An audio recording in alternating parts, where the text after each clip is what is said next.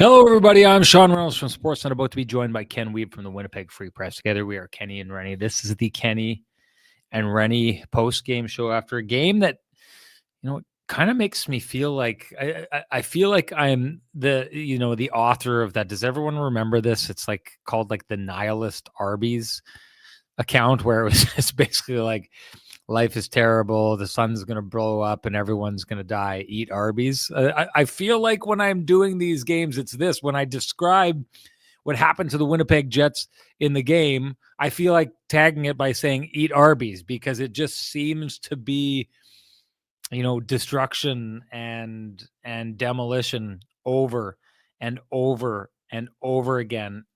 Absolutely awed by this point. 9 straight losses for the Winnipeg Jets. Why don't you hop into my Toyota and we'll head out on the Jim Pattison Toyota on Region opening drive to talk about it. Because I know you need, we've talked about it last time, people need catharsis. This is, a support group, at least at this point. Get the coffee and the dainties over on the corner. We should start holding this in, like an abandoned community center or something like that, where we all get together and just try and make our way through what the heck is happening here. It's interesting because this ends up being a game the Jets lose. It's not their 1-point loss. It's a 2-point loss, but it's close.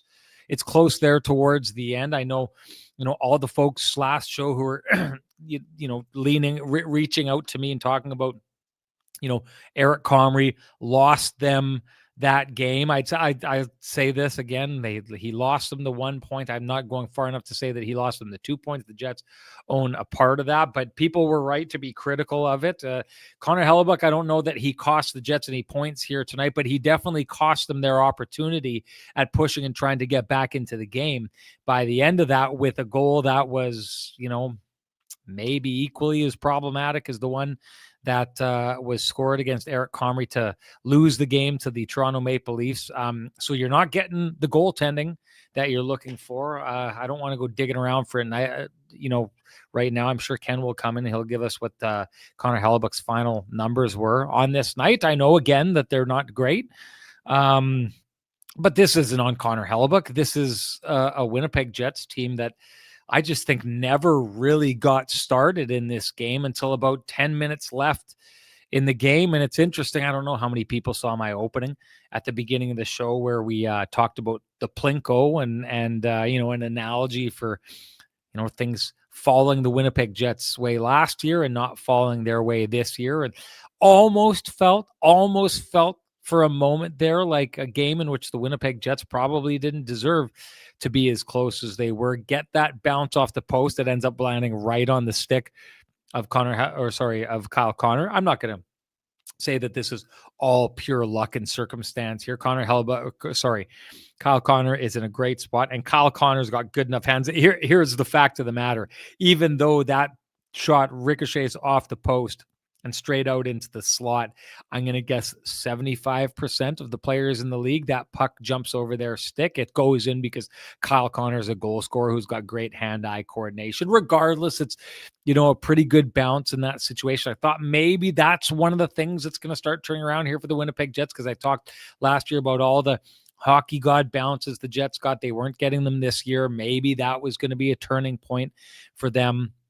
Like I'd said, snuffed out by Connor Hellebuyck, allowing that 4th goal of the game. But as I was talking about, this to me is a game in which I cover enough of the Ottawa Senators to know what the Ottawa Senators blueprint is supposed to be. And that game was a blueprint game for the Ottawa Senators. They basically dictated play. They enforced their will. If you think about the times last season when the Winnipeg Jets, when people would bring the rough stuff or maybe a cheap shot or something like that here or there, I'd always talk about the way that the Winnipeg Jets, they prioritized getting their revenge. They prioritized it by not necessarily going back at the player, but at some point they may. But what they would do is they would take care of the game first and foremost. Their top priority was always to inflict revenge on the scoreboard and in the win column. And that's what you saw the Ottawa Senators do on this night here. But I looked at that entire game. Like I said, I've covered enough of the Ottawa Senators to know that was a game played to the Ottawa Senators' strengths.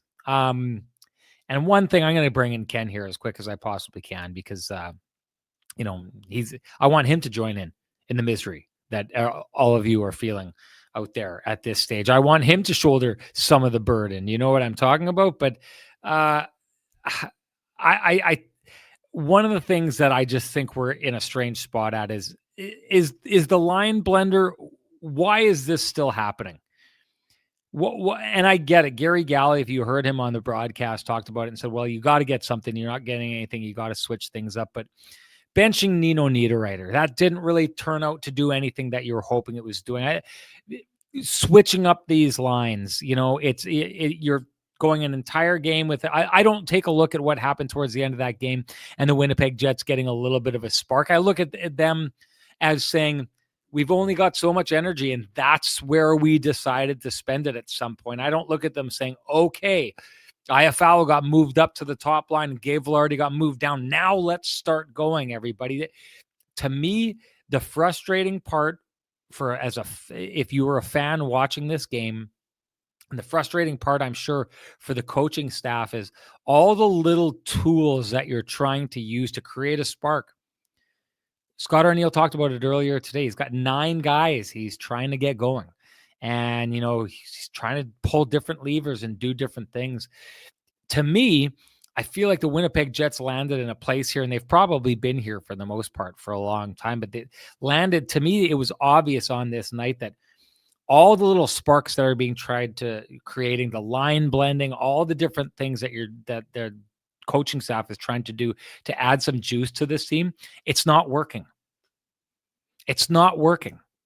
And I know that people are going to go to a place where they're going to say, well, you got to break up Mark Scheifele and Kyle Connor. I'm not disagreeing with you. To be honest, I think at some point those two players have to get to a point where they have to say, look, we need to split it. If we've got 9 players that can't score, we need to go grab a player. Sidney Crosby's done it his entire career. I don't know how many wingers Sidney Crosby has had in his career, but Mark Scheifele's basically had for a long time now Kyle Connor and Blake Wheeler, and then Gabe Vilardi with some other peppered in there. But at what stage is Mark Scheifele going to take Cole Perfetti and try and get him going? And at what stage is Kyle Connor going to go with Jonathan Toews and see if you can't figure out those kind of things? And to me, honestly, I say those things, you call for that, and maybe that gets a little bit of a spark here or there. But the overarching theme here is, I think what I saw on this night is what I said that I worried for the Winnipeg Jets. Sorry, I'm going to die here. What's going on here? What I worry for the Winnipeg Jets is that I have totally lost my train of thought. I don't even remember what I was talking about here, trying to save my computer from going off. Last game was talking about it. I think that we saw a little bit of a boost for the Winnipeg Jets coming out of the Christmas break. And it makes sense for me because of what I've been saying the whole time is that the Winnipeg Jets, they don't have the speed to pull off the system they need. They're older. They don't recover as fast. Well, those 5 days off helps get you back closer to what those players are supposed to be. My concern had been that once that break was over and once the game started stacking up, that those players just start to slow down all over again. This, to me, looked like a Winnipeg Jets team that's out of answers, that's out of energy. They could not match the intensity of the Ottawa Senators on this night. And I don't honestly think that Ottawa was that intense. And I'll be honest, the entirety of the game, Levi, or I actually think it's Levy, I think I was saying it wrong on the broadcast, Levi Merrilainen, looked extremely vulnerable to me all night. But that's almost a theory on my part because the Jets barely put him to the test in the process to actually test the theory of whether or not. But I'm not necessarily saying that I thought that the Ottawa Senators were vulnerable on this night. I thought their goalie could have been vulnerable. You should be pushing to see if that goalie is vulnerable. But I don't think that this was anywhere near the top effort for the Ottawa Senators. I'm thinking it's about 80% or something like that. But it looked like well above what was required to get past the Winnipeg Jets on this night.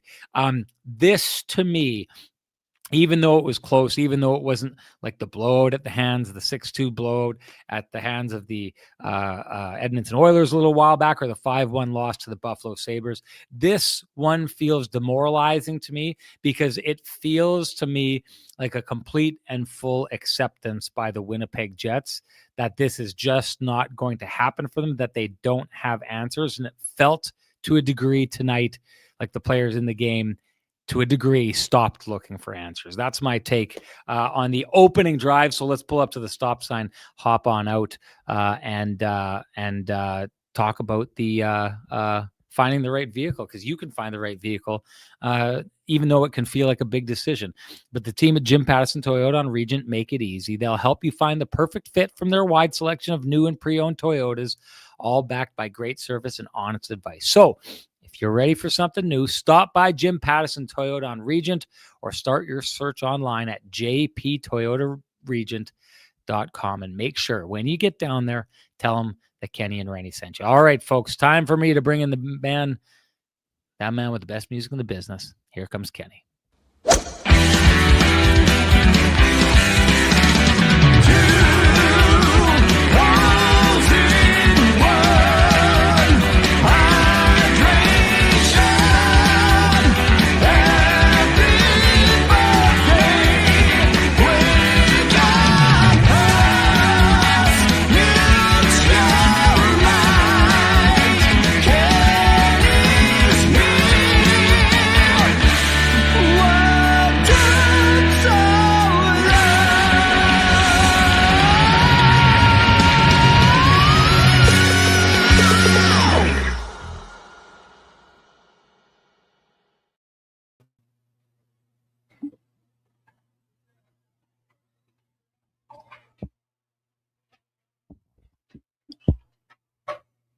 TerrX12, Ken, has this nailed right off the bat, saying, Renny has a nice suit, definitely not from a thrift store in Lactabonnie. Hey, he's right, because he knows I got this from Vittorio Rossi. Also knows I come from Lactabonnie, clearly. And no, I never went suit shopping at a thrift store in Lactabonnie. Maybe went looking for some, ripped jean shorts or something like that. Maybe some used underwear or something like that. You never know. Renny used to be a little bit rough around the edges back in the days when he shopped at the Lactabonnie thrift store.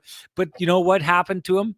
Frankie and the boys got a hold of him, and they refined me. They took me to another level, Ken, which is why you see the dapper gentleman beside you being a dapper gentleman yourself. And it's the same reason. Both of us, just a couple country boy schlubs from rural Manitoba who now look like, the top of the stratosphere in Manhattan or something like that, because we went and got cleaned up by Frankie and the boys at Vittorio Rossi. So if you need some cleaning up, and let's be honest, have a look in the mirror, folks. It's the majority of you out there. You know what to do. Head on down to Vittorio Rossi on Corden Avenue. Walk in, loudly proclaim that Kenny and Renny sent you. Ask for Frankie and the boys, and they'll take you to that next level. Ken, this was a next level of disappointment, I think, for a lot of people in Winnipeg Jets world here. 9 straight losses. I don't know. Maybe a loss is a loss for people down the line here. And I don't know if you saw much of what I saw. I'm interested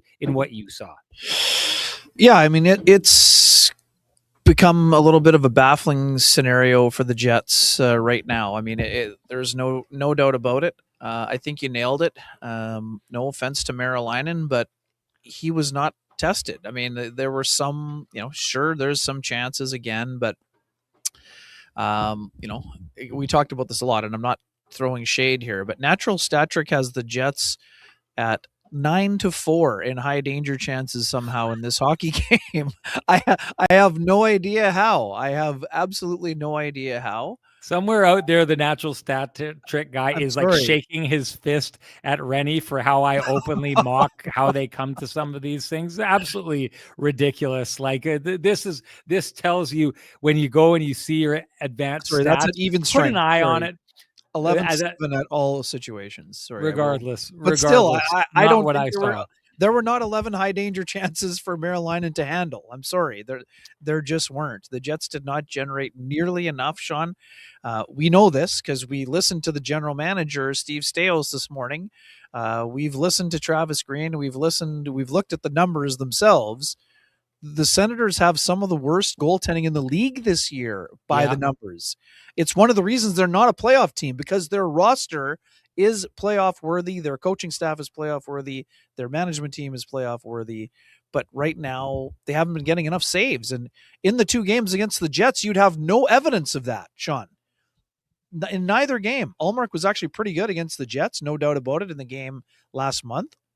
But Merrilainen wasn't even tested in this game from where I sat up in the press box here. So anyways, I'm with you 100%. Yes, the Jets made a brief push. Sure, they got it within a goal. Nice clapper from Dylan DeMello lands on the stick, Kyle Connor. But it wasn't time and pressure, and, there was no hanging on for dear life by Ottawa. This game was never really in question, Sean, is how I sort of viewed it. And again, Jets had the captain said it was a lifeless second period. I mean, they didn't have a shot on net until 10 minutes had already transpired, basically.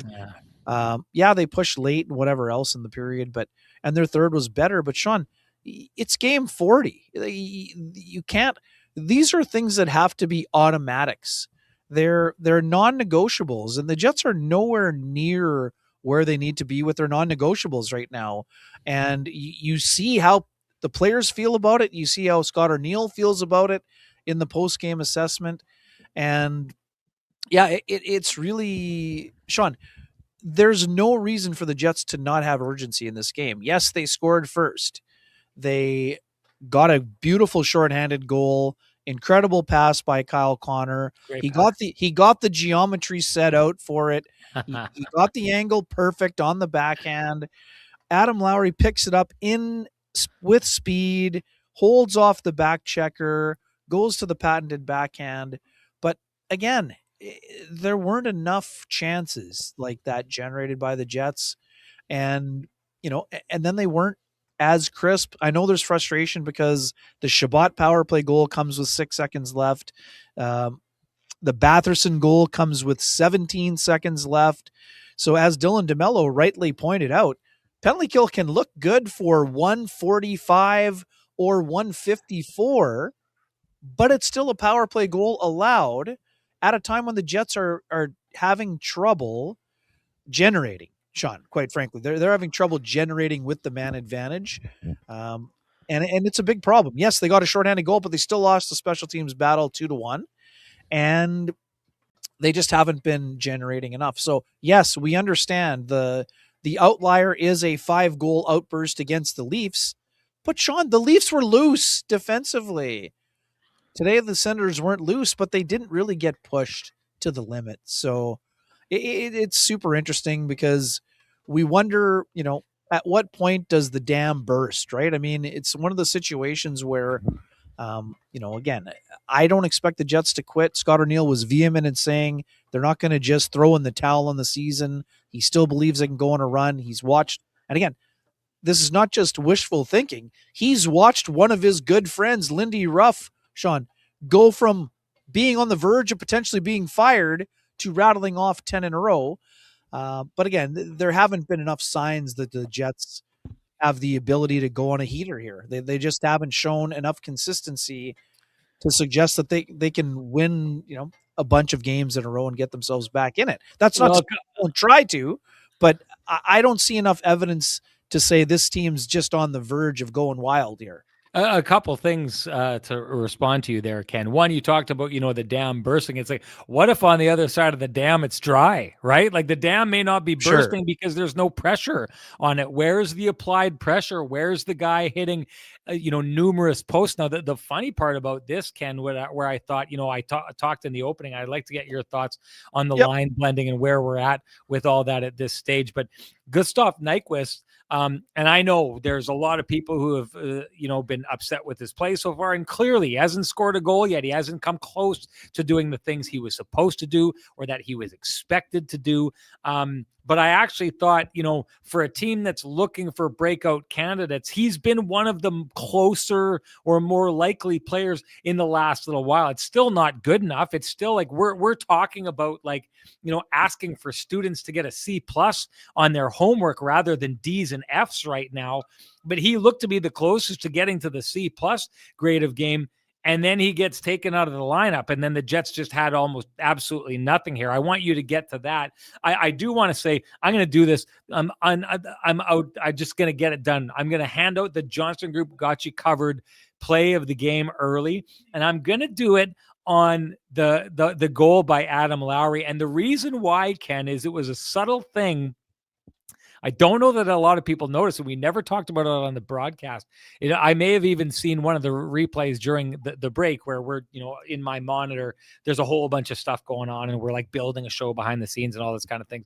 But Adam Lowry goes in, and to your point, it has to be a perfect pass. It is. It's why he turns around and says, nice pass, as Kyle Connor is coming up afterwards. But because he gets the puck and the two back checkers are both on him, and right before he makes the move, one of the players gets to him and goes for the stick lift. And the got you covered, the Johnston Group, Kenny and Renny OG's got you covered, is Adam Lowry's strength, that he is so unbelievably strong that the player catches him and is in a good position to lift his stick. And it's like it doesn't even affect him. Adam Lowry is like one of those guys. He probably walks around at home with a hockey stick that's got like 80 pounds, like having, a bundle of shingles at the end of his stick, and goes around stick handling with it. Because I couldn't believe it. When I rewatched it, it is suddenly one of those things that, like, I don't know if you've ever had that before, Ken, but some guys, when you've played hockey before, you can go do a stick lift and you can barely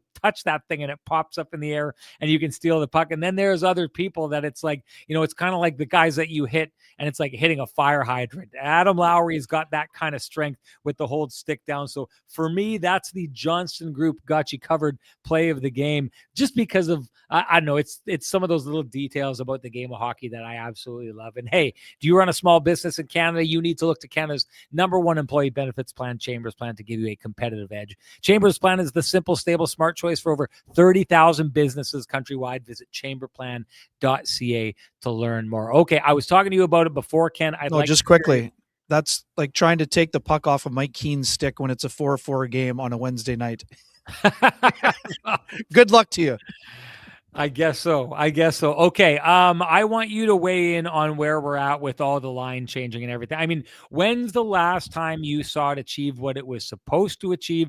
Are we at the stage now where there's been so much line blending, so much changing, so much moving guys around, that if there was any kind of spark it was supposed to create, that the Flint has absolutely gone to the point that it's just not making the spark? No, I mean, I don't feel as strongly as you do about this. And I mean, my counter is, sure, in a perfect world, they could have rolled with the lines, but with how few people are going, I think that the search for the optimal line combos is natural. And Sean, the other issue, hold on, hang on, just wait a sec. Let me. No, you wait a sec. No, I'm kidding. The reason today, and again, this is not blaming Velarde specifically for today, but Sean, the top line has still been, offensive in the last couple of games. Kyle scored again today, but I think today was more about adding more of a defensive conscious to the top line. That's why it wasn't a shakedown for offensive reasons or to get a spark there. I think it was the top line has produced a ton, and Toronto produced again today, but they've been getting scored on a bunch of times as well, Sean. So to me, I think this was more of a defensive counter by Arneal to put Iafallo with those guys, not to get them going offensively. They're going well enough offensively. They were just getting scored on too often, and also to a degree. I mean, Gabe Velarde's got 17 goals here, so 18 goals. So moving him with Lowry, who was kind of going, I've got no problem with that. And I think there was some value in trying Taves and Perfetti back together. Because in the last couple games, we talked about it. Taves has 3 assists in 4 games, and Perfetti at least was getting a bunch of shot attempts. I mean, that was their original plan, to try those guys together. So I think putting them back together, I can also make sense of that move also. And again, how I feel about Morgan Barron. I think right now he should be staying with Lowry. But I also told you about a month and a half ago that I want to see Morgan Barron with Taves and Perfetti to see if that could kind of get them going. But anyways, I like I said, I don't feel as strongly in a negative sense as you do. But again, I would understand if players would be frustrated. Sean, I would also counter. We were in the Senators' room today.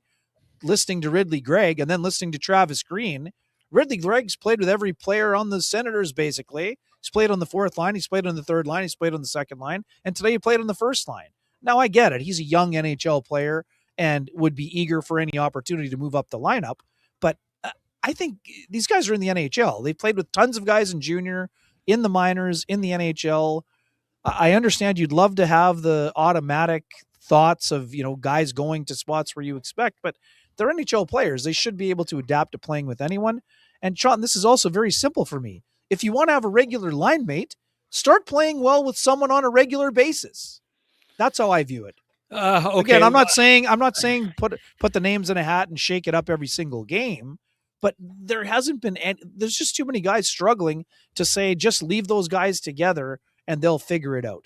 Okay, just a couple. At least for me, I'm gonna pull my I cover the Senators for a while here card. No problem. Ridley Gregg is actually identified by that coaching staff as a player who has the skill set that he can play from the very top of the lineup to the very bottom. So he's actually identified as human jumper cables player. Exactly. He's kind of like what you used to get with I know Brandon Tanev could be that to a bit, Matthew Perreault, all those kind of things. That's his role. So when he goes somewhere, it's like there's injuries in the lineup, there's holes that need filling, and they feel that he's capable to be that fourth line plug if they need, or enough skill that if you need to use him on the top line, he can be that guy. So I don't know that that's the best measure. He's an outlier. I get that. He's an outlier. Now, it doesn't mean that the Ottawa Senators aren't a team. Like, it wasn't that long ago or a couple games ago that Brady Tkachuk was with Tim Stützle on the first line, and then they moved and put Dylan Cousins alongside to bring some heaviness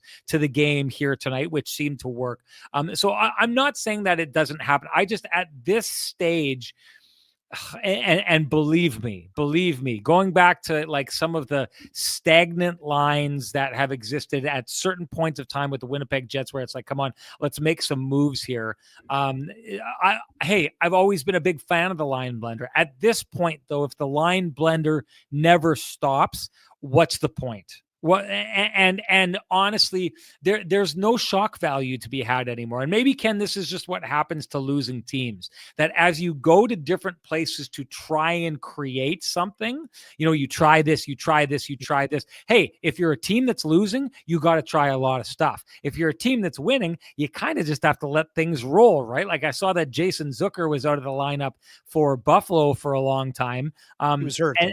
Yes, but he got brought back, or sorry, he was available. I was reading some things saying he was, and it was said, by some of the media there, he's not coming back in because why are you going to break up a winning lineup? You don't do that. They didn't do it. Now they lost here, and dollars to donuts, you're probably going to see Jason Zucker in the lineup next, but you don't mess with something that's not working. For the Jets, clearly a lot isn't working. And so they've been messing with it. I'm at the stage now where I take a look at this team and I feel like there's a bit of a tune-out when it comes to that, Ken. And I'm going to put up a very specific example to you because you and I both talked with him today before the game. It was supposed to be Nino and Kenny and Renny. It was supposed to be a three-way, and then everyone else pounced in on it and got it. So you probably saw it in a bunch of different places. But Nino Niederreiter is a guy I was a little bit surprised that he got healthy scratched in the last game. He's one of, and he knows it, hadn't put up points in 14 games. You got to produce. That's his role. He's one of the guys who's expected to do that. Probably hasn't been playing, what they expected from him last year in the way that he's, grinding on the other team and things like that. But I still found it strange that as established a Winnipeg Jet as he is, that he was the one who went in that direction. You and I had a little bit of a conversation on why it wouldn't be a guy like Nemestikov first, or Perfetti, who has spent some time stapled to the bench but didn't get taken out. But I watched Nino Niederreiter's game here tonight, and I didn't see anything that would suggest that was a good move that got something else out of him. In fact, Ken, the thought that I had going in my head, and believe me, I'm not suggesting this is happening, but it opened my eyes to the idea of it, that maybe, just maybe, Nino Niederreiter's response to this is going to be one that's like, you know what? I just don't agree with this. I don't agree how this goes. I think I may have soured a little bit on the Winnipeg Jets experience here. And by the way, if you really are looking to start clearing people out, I wouldn't be that upset if I was one of the guys going down the road. Yeah, I mean, it's interesting. I thought that Nino handled his situation again very well. He's a Handled it professional. We well. understand that. Great accountability. Results but it come. didn't translate to anything. But Sean, this is push and pull with player and coach. And obviously we were listening. Nino mentioned minutes multiple times during the discussion, and his minutes have been down. Today, Sean, the coach responded by raising the minutes for Niederreiter back into the 15 minutes, 17 seconds, 19 shifts. And Nino responded with one solitary shot on goal, one shot attempt. Now, he did have 3 hits, but I mean, they were not bone-rattling hits for me. But yeah, I mean, I thought actually moving him to the right wing might actually open up some offense for him. We know that, Sean, there was a time when Niederreiter was playing on a line with Kyle Connor and Mark Scheifele for that, classic game in Carolina way back, where Nino had just barely arrived on the scene and was the one out there speaking to the media afterward. But Niederreiter's played a ton of right wing for the national team, has shown some offense from there before. But yeah, no, it was not this to me was not I'm going to show him he made a mistake response from Niederreiter. No, not Again, at all. I don't think it was from lack of effort. I just think that right now he's one of the many guys mired in a funk. And again, not to be critical of Nino, but I mean, he was referencing 12 games. Now he's gone 15 games actually without a point and without a goal. So that's an awfully long time for anyone, but it's not as long as Vlad Nemestikov, Sean. So, hey, yeah. I get the thought process. Why am I mean, those guys are also buddies. So I'm not saying Nino's sitting here saying, well, they should be benching Vladdy before me. But there are a bunch of guys struggling. And to your point, I mean, Nyquist wasn't as good in the game in Toronto, but in the games before that, he had opportunities to score. So, not having him in the game is for a team that's struggling to score, I'm with you. But it's also now running on like 40 plus games since he scored. So I can see where the coach thinks, well, yes, he's been close, but what if it's not getting closer? Like I'm with you. Like, you want to think that you're getting the chances it's going to come. But I mean, we're talking about Nemestikov also. Sorry, I'm kind of rambling. I get it. Yeah. When's the last time Vlad Nemestikov had a dangerous scoring chance? That's what I mean. That's what my comment when I went back to the dam's going to burst. What if there's no water pressure on the backside of the dam? Like if this Winnipeg Jets team was out hitting posts, throwing up a whole bunch of shots and not being held to 5 shots in the first period in a game that you're looking for a response after you completely blew a game the game before, that's something that you would need to be, worried about, I would say, at some stage. Anyways, I wanted to just say that was an attempt to get the Pristine Roofing wake-up call going on Nino Niederreiter. I do not think it happened in any kind of way, but you know what that means. You know what would happen in a good way is if you got North End Rick down at your place, and you can get him there by dialing 204-981-6289 or texting. He's the guy you'd want down at your house for all your roofing, siding, and exterior needs. You can also call Pristine Roofing directly at 204-237-7663. If you do, I'm going to guarantee you're going to love the work that they do on your place. It's going to look like $1 million. So, hey, folks, give your home the Pristine Roofing and Siding wake-up call. You will be glad that you did. Okay. There was something else I was going to say when you were doing that, and I forgot that again, but at least my computer is charging this time, and I didn't completely lose my train of thought. So let's go to this situation here, and maybe I'll think of that in the Tkachuk, Stanimal on Tkachuk situation. Waiters already said here that he absolutely loved it. I think that's Waiters' comment that probably gets him. And I'm going to do it right now. I'm going to get him the Flame and Comfort Hot Take of the Game award in the bad way. That's your KNR Hot Take, brought to you by Flame and Comfort, Manitoba's premier supplier of fireplaces, wood stoves, inserts, and everything hearth related. After 50 years heating up your world, Flame and Comfort has moved to 1465 St. James Street. You'll find it will be one of the most impressive showrooms in Western Canada when you get down and see it. You don't need your hot takes to keep that warm feeling inside, folks. You can visit Flame and Comfort and they will take care of it for you. Why I think that's a hot take. I'm going to go first on this. You should. Ken. You have Why more I think experience it's a in this hot department than I do, so I want you to go first. Why I think it's a hot take is because anytime, and I get it, a lot of the people here are fans, okay? And when you're a fan, you know, you want what's good for your team. You don't give a rat's ass about what else is happening here.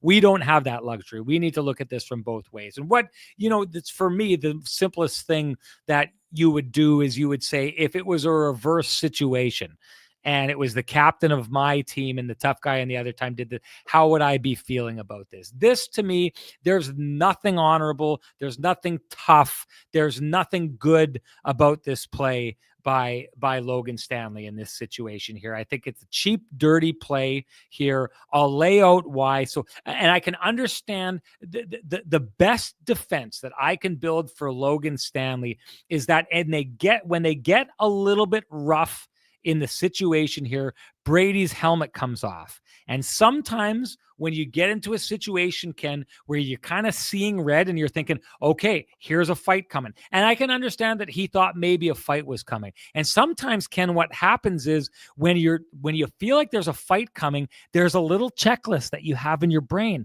And the first one is, you know, when I used to fight, is you got to get a really good hold of the guy, right? You got to get a hold of his jersey. The next thing that you want to do is try and get your arm free so that you can throw and that you've got a hold of the guy on the other side of it so that you can control his body a little bit.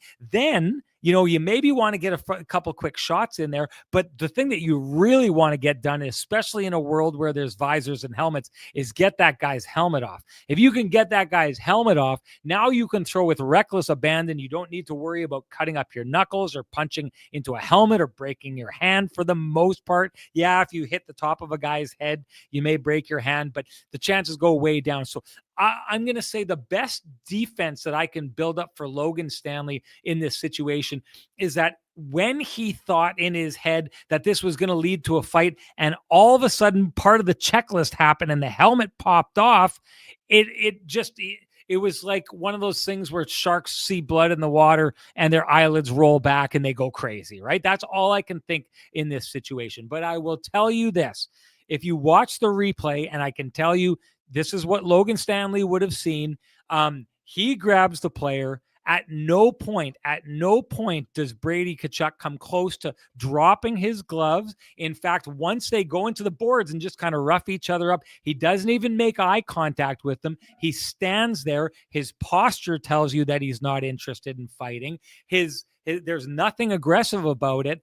The ref is in there in that situation, and the player is not even looking at you anymore. This is just a straight up sucker punch in a situation here like this. And again, I don't think it is far from noble. It's not tough. It's not anything that for the most part, fighters would look at and think, you know, okay, this is how we handle this. The code that we've talked about in the past, this violates the code in all kinds of ways. And the worst part about this, Ken, and the only thing that I kind of thought was like, well, you know, so maybe, just maybe, what goes around comes around. If you notice, you weren't able to see the broadcast. In the broadcast, we brought up that that one of the Senators defensemen, the last time they were in Ottawa, threw a knee out on Mark Scheifele. And after he did so, Logan Stanley went after him. So that was an example of a star player on the Winnipeg Jets getting a cheap shot from a Senators player. And you know what? Now that I'm thinking about it, we could go back to Ridley Greig way back with Blake Wheeler when Ridley Greig was still playing in Brandon. So maybe these things exist. That preseason game, yeah. So maybe these things exist, and maybe this is pre-existing stuff. And if it's pre-existing stuff, so be it. That, I have to admit, would kind of change things a little bit here. But a ref in the way, the player not looking, the player not dropping his gloves, the player's hands down around his sides. This is a straight up sucker punch situation for me. And the worst part about it is it's the captain of the other team. And yes, it's Brady Tkachuk. And yes, he can handle himself. But if you want to start playing a game where you start cheap shotting the opposition's star players, you open up your star players to the same treatment in the mindset of players on the other team. And what that means is maybe the next time these two teams run into each other, and they're done for the year, Ken, I believe. Sorry, say that again. Yes, no more games. Yeah, you just the 1-1. Yeah, they played last month in Winnipeg. But there'll be something next year when they play. This is how star players get hurt. And if people remember, there was a situation, and this is a conversation I had with Brendan Dillon when he was with the Winnipeg Jets. He talked about that play that happened when he Kaprizov, when he broke his ribs and all these kind of things. And he said to me, well, how I would handle a situation like that if I was on the other side is I'd go to the tough guy on the other team who had just knocked my star player out of the game, and I'd say to the star player, sorry, because he's out of control. You're going to get it in this game. Logan Stanley is opening the Winnipeg Jets star players up to that kind of treatment with a cheap shot like that. It's not smart hockey. It's not noble hockey. It's not courageous hockey. It's not tough hockey. That's the kind of play hockey doesn't need. It shouldn't happen. Yeah, I mean, I'm not going to argue. This is not, like I said, this is not my area of expertise here. And again, the only explanation that I was thinking from here. Sorry. I got it. It's okay. Renny, your take is soft. Show some grit. Okay, everybody start heading out and sucker punching. When that guy's not looking at you in the aisle at the grocery store, show some grit and go punch him in the face when he's not looking. Great take here. Listen, I have never so wanted to take back the Flame and Comfort hot take and hand it out to someone. This is ridiculous. This is like this is well, it's a double play. There we go. Double play. It's the least tough. It is the least tough comment I've ever seen in my life. Show some grit. Go sucker punch someone. There you go. There's not much I can add to that. Anyways, now I'm just going to put this. What I saw, maybe from one of the replays, maybe the only explanation is that Brady Tkachuk, one thing we know about him is that he's unpredictable. I don't know what was going on. Some people were suggesting Brady was trying to throw him into the bench or whatever when they were wrestling. I don't know. I don't have evidence of that, but I've saw some people suggesting it. Brady's unpredictable. I'm not saying Brady was going to sucker Logan Stanley, and we know he wasn't. He wasn't going to fight because his hand was taped, and he's not going to open up himself to a suspension. But there have been a lot of times, Sean, when Logan waited too long.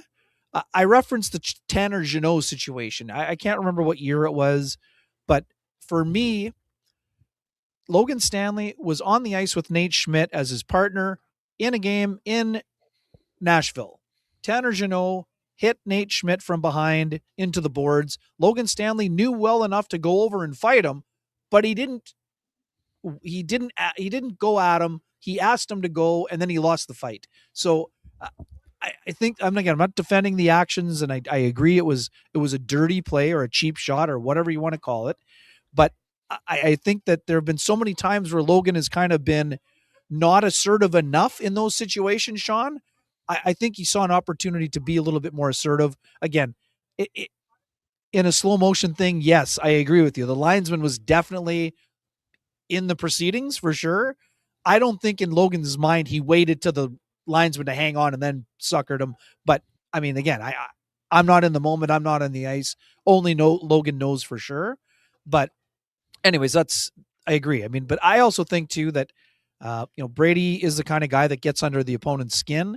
I think that if Brady wants to settle it with Logan, he'll do that. I don't think he's necessarily going to be looking for blood, from Mark Scheifele or Kyle Connor or something like that. But that also means Logan's going to have to go to center ice with Brady Tkachuk. So yeah, I wanted to bring this up. This is a really good point because Maple Bacon says also speaks loads about Brady when he's the captain and not a single player on the Sens stood up for him.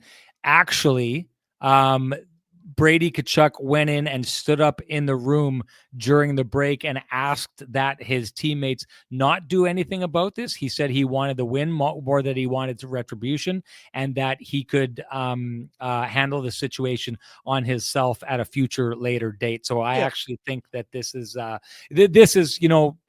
get this. I get the idea of this, that some people would look at this and think that this shows a disjointed team.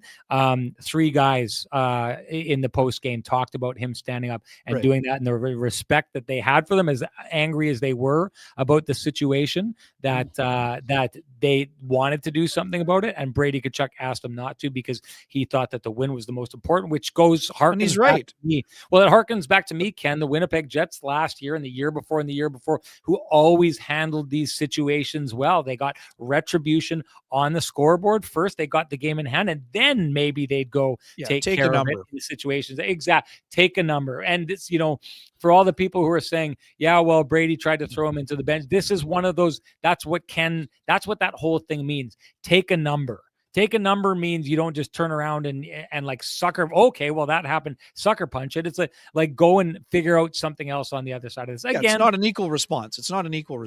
And I know I look in the chat room and everyone's disagreeing with me on this. And I just know, Ken, if it was the opposite situation here and you reverse the roles, this chat room, and you all know it, every last one of you knows it, you would be up in arms. You would be hanging from the ceiling. You would be setting off fireworks, screaming into the abyss outside if this situation broke in the other direction. So we don't have the luxury of just being mad at someone because they don't wear the same color jersey as I'm wearing at home on the couch. You all know it. Don't make me come down there. We also saw how the Jets fans reacted when Matthew Tkachuk fought Mark Scheifele. I mean, Mark did drop his gloves willingly, but that's not a matchup he's looking for. People went wild. No. Because Mark's not in his heavyweight category or middleweight or whatever.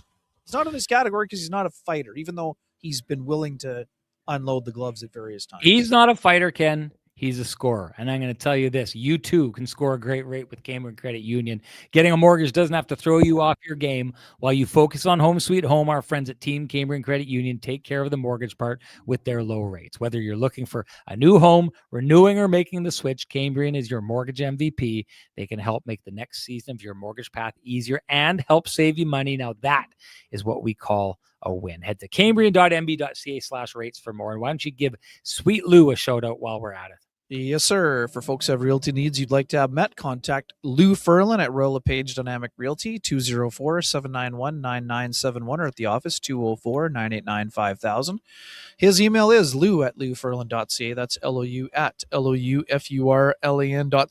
Lou Ferlin, excellent realtor, excellent human being, and excellent supporter of the community, including our podcast. Saying here, Lou Ferlin would have slew-footed Brady instead. No, no, not Lou. No, he would. No, Lou would honest player, and he would have walked out, and he would have done like not early 1900s style, like boxing at center ice, just like this. That's what he would have done. I also wanted to bring up that Paulie Edmonds tuned in to the last, got the Paulie Edmonds shout out. He listened to it on the last, but he said he loved that we are using the term Ferlanian rather than Herculean effort. So from now on, I want to see it in the chat room. I want to see it anything that could be described as a Herculean effort is now going to be described as a Ferlanian effort. It's official. I got the Paulie Edmonds stamp of approval.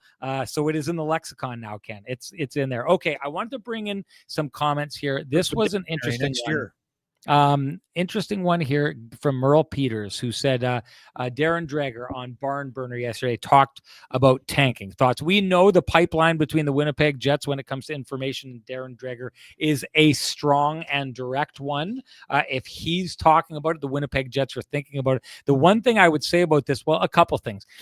This is where the Winnipeg Jets should go at this stage. Like this, they're 5 points behind Chicago all of a sudden, Ken. I looked. Chicago wins tonight. They're 5 points back of Chicago. And one of the other things that makes this so tough is I looked at that game between the Calgary Flames and the Nashville Predators. Yeah. In this chase that the Winnipeg Jets are going to try and have here, the thing that makes it so tough is now that you've been passed by, 7 teams trying to get to that final playoff spot, so many of these teams just keep playing each other, which means on various nights, the best you can hope for is that it's a clean win for one side. And you just don't want it to be a 3-point game. But fact of the matter is the teams ahead of you are going to have to play each other. And because of that, they're going to get points, which makes trying to catch them, a delicate split that you need to happen between those teams. So that makes things tough. I think at this stage, and I said this already, I called it on New Year's, this is just hammering it home. The Winnipeg Jets playoff hopes, they're done. it's done. They would have to be one of the best teams in the league, and they'd have to start today. And to your point, Ken, you're just not seeing anything from the Jets that would suggest there's going to be this ability to go on a run, to have a solid game. They're just, too many holes, too many things going wrong, too much lack of scoring, too many issues when it comes to defending. It's done here. So they are like right now, if you were a fan and you were hoping for maybe a Gavin McKenna or Carson Carrolls or something like Keaton that, Verhoff, you don't want to end up you don't want to end up in the mushy middle. You want your team to kind of stay exactly where they are. So I would say this to Merle Peters about, the idea of, it's funny, everyone's saying, hey, should we tank? Should we do this? Should we do that? What do you think the Jets have been doing? And I say it like this: the biggest problem, if you're the Winnipeg Jets, is not, okay, things aren't working out quite how we thought, maybe we should tank. They're tanking, and they weren't trying to tank. They were trying to win the Stanley Cup. So the interesting part about this, if you're the Winnipeg Jets now, and I'd heard something Elliot Friedman had talked about during the broadcast where he said, well, the Winnipeg Jets are looking, to if they can add some scoring with term or something like that. I get that there's going to be some people frustrated out there when they hear that, because what they're thinking is like, oh my goodness, really? Like, are we really trying to win our way back into this? I don't think that's what's happening. It's to the point of what you and I were talking about, Ken. There's going to be a lot of players who won't be back next year. There's going to be a lot of holes to fill in this roster. So if there's an ability to go out and move a pick of some sort and get a guy who's going to be a guy who's here for a term, I can see the Winnipeg Jets doing that. But I don't think at this stage the Jets are making those moves, which I think not long ago they were, Ken. I bet you 2 weeks ago, the Winnipeg Jets were thinking to themselves, hey, if we just add a score, we can turn this thing around here and get to the playoffs. And then we're the St. Louis Blues of 2019 and we win the Stanley Cup. And this is how it goes for the Winnipeg Jets. I didn't ever see that happening.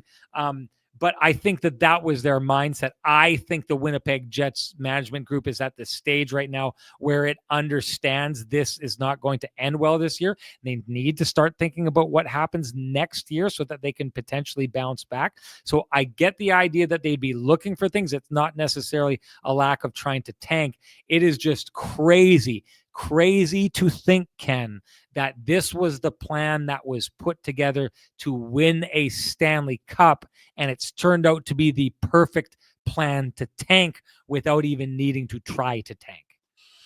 Yeah, I mean, terminology is what it is, but I mean, the honest evaluation is that the Jets need an injection of talent and youth in the roster. So at the end of the day, whether they were planning to or not, I mean, we know they weren't planning to, but there we go. Patrik Laine is someone that transformed the Jets organization when they got a second round, their highest pick in 2.0 history. And he provided 3 of the most sensational years you could have imagined from a player. And hey, I'm not saying, again, who knows what happens, but I mean, Patrik Laine, Sean, he's limited to 5 games in Montreal this year. I mean, who knows?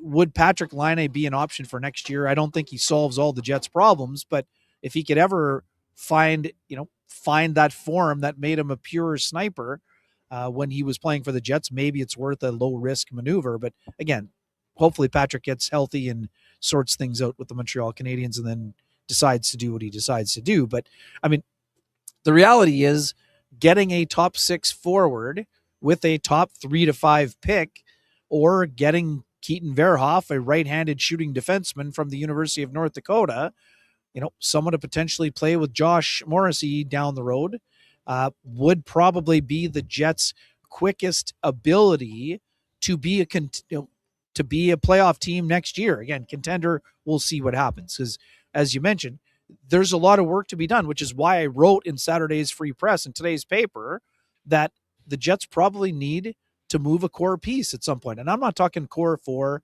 And again, people can debate all they want, but you're going to have to change the mix. So, and Sean, free agency hasn't been where it's at. So, I mean, I use Jake DeBrusk as an example. I'm not saying here trading for Jake DeBrusk, means the Jets are bringing in a 40-goal guy and everything's solved. What I'm saying is if you're trying to change the mix, Bring somebody with a skill set that is not readily available in your current lineup. And I'm talking about a 6'3" forward that skates well and has scored 20 goals in this league and is under contract for 5.5 for 5 more years after this one. So again, I'm not saying it has to be him specifically, but it has to be someone like that in order to change the mix within the middle 6 forward group. And again, I'm not saying trade the first round pick. I'm saying you need the top 5 pick and you need to add a top 6 forward. And, who knows what it means for either a move on the back end or a move up front. I mean, this isn't a plug and play one guy for one and it's off to the races. But getting that injection is probably what the Jets are going to have to land on. But again, that doesn't mean they're going to stop playing. I mean, but Ken, I want to challenge what you're saying with what Owen says here. The only guy to trade Ken is talking about is Fetz. Do you agree with that? I'm not sure if he's the only guy, but he has to be a consideration. Again, I'm not out here saying the Jets have to trade Cole Perfetti, but Cole is someone that has value. I mean, he's 9 months removed from scoring one of the most important goals in franchise history. This guy's a top 10 pick, so he has value. So to my point, in order to get someone of value, you probably have to trade someone of value, right? So we don't know what the asking price is.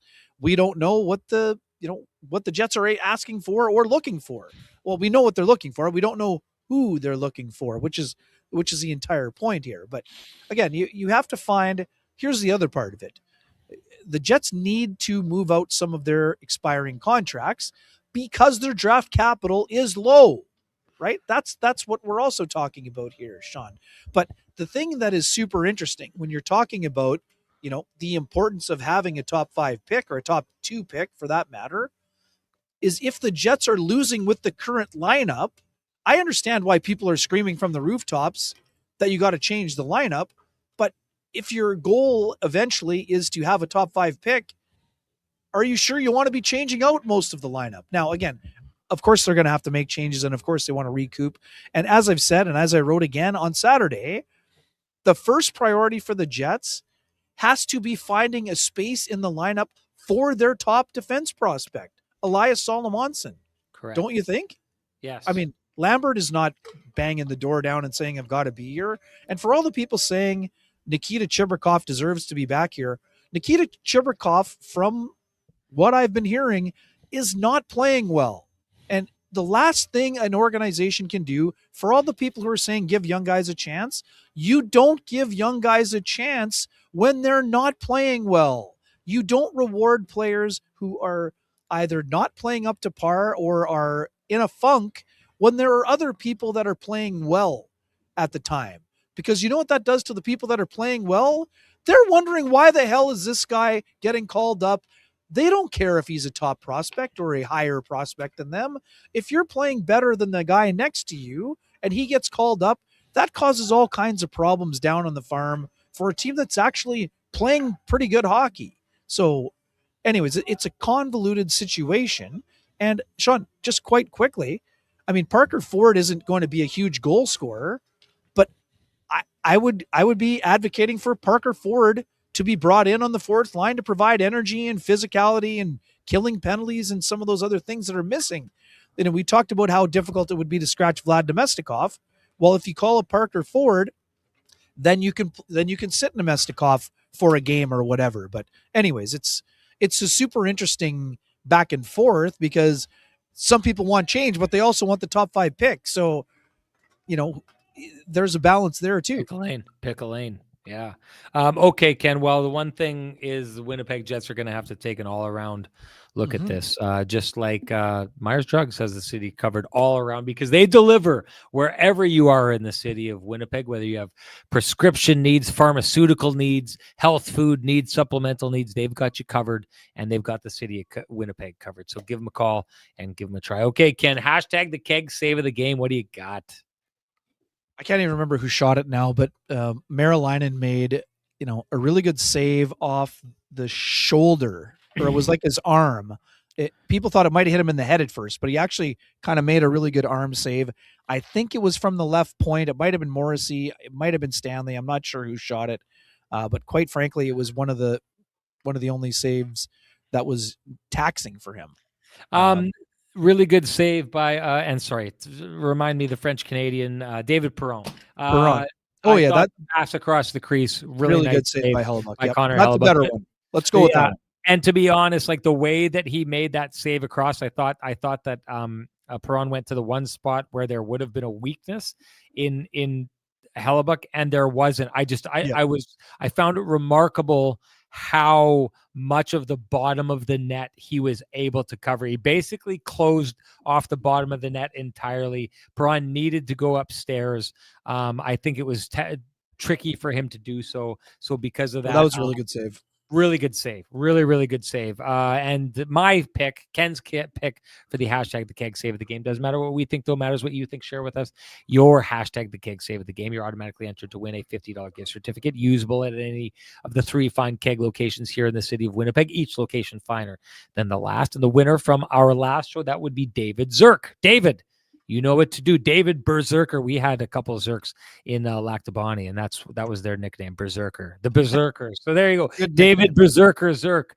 You know what to do. Direct message me at SN Sean Reynolds. Send me your full name. Send me an email. I'll have the fine folks at the keg send you a $50 gift certificate usable at any of the 3 fine keg locations there in the city of Winnipeg. Each location finer than the last. Ken, anything to say before we get going? Yeah, you said it in the opening before. I was listening on my phone while I was wrapping up. Hellebuyck tonight, 852.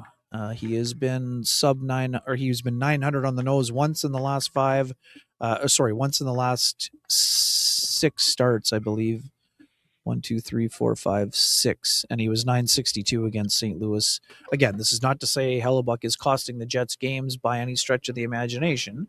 But he's also not playing at the same. I mean, this is simple. He's not playing at the level of last year. I mean, the numbers back it up. I mean, yes, the environment is way different, but last year 925, 2 goals against. This year he's 251 goals against and 905. So, I mean, anyone who wants to say that it's not happening, it is happening. But again, I don't blame him, and I don't think it's his fault. But like everybody else in the lineup, Connor's someone that needs to get one more save, or, that one penalty kill's got to get to 2 minutes. That secondary scorer must do more than 0 goals in 29 games. I mean, it's not just one person. It's the collective that the Jets have to improve. And Sean, we've talked about this before. Connor Hellebuyck is part of the collective.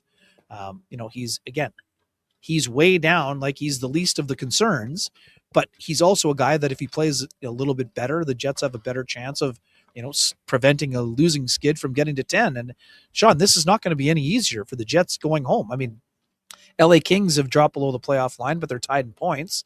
Vegas is playing pretty well, and they've got Edmonton again coming up. So it's a tough 5-game homestand coming up for the Jets.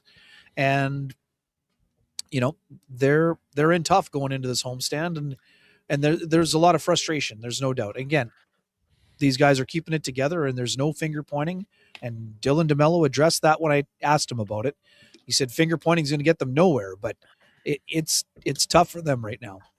Felt like I took it on the chin in that last Comrie game because, we've, pointed out we don't think it's his fault. There's this and that, all that kind of stuff. Then that last game, he goes out and definitely creates problems. And because of that, I get people who are the Hellebuyck, the other side of it, who think that we're definitely wrong on that. They text me, oh, the game would have been this score right now if Comrie had been in and Hellebuyck. Just basically trying to say, Comrie would have let that one in. They would have let that one in. Of course, those are unknowables.